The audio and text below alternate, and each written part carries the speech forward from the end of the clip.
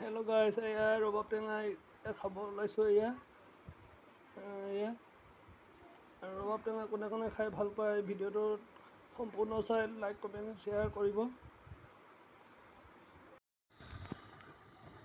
এয়া লাহে লাহে ৰবাব টেঙা কাটি বাকলি গুচাৰ পিছত কোবিলাক এৰাই আছিলোঁ আৰু ভাবিছে চাগে আপোনালোকে এয়া কি কৰিম।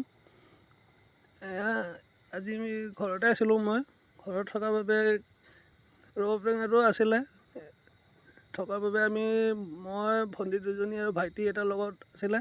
তাৰপিছত মই খুব ভাল পাওঁ কাৰণে নিজে বনাইছিলোঁ চাটনিটো আৰু তেল নিমখ জলকীয়া সানি লৈছিলোঁ।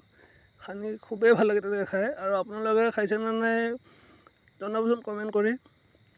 আৰু এনেদৰে ছিঙি আছোঁ আৰু ছিঙি মোক খুবেই ভাল লাগে। আৰু বিশেষকৈ এই টেঙাটো মোৰ প্ৰিয় টেঙা।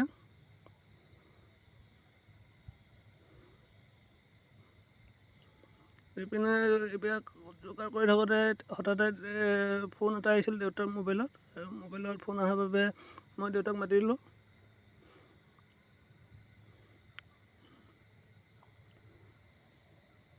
কটাৰীখনেদি অলপমান ফাঁক কৰি লৈছোঁ। ফাঁক কৰি ল'লে বাকলিটো ফালিবলৈ ভাল হয়, আৰু ফালিলে আপোনাৰ কোবিলাক ধুনীয়াকৈ এৰা খাই যায়। এই দেখিছেনে কি সুন্দৰকৈ এৰা খাই যায়, এটা নভঙাকৈ হৈ যায় ওলাই। আৰু খাই ভালেও লাগিল, মিঠা আছিলে বাৰু টেঙাটো।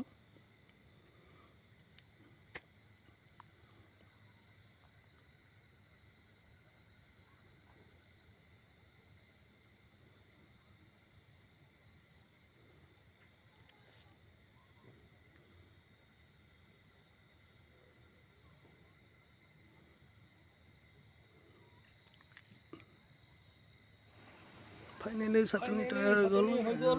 মোৰ ভাগৰখিনি মই খাম, আপোনালোকে লাইক কমেণ্ট কৰি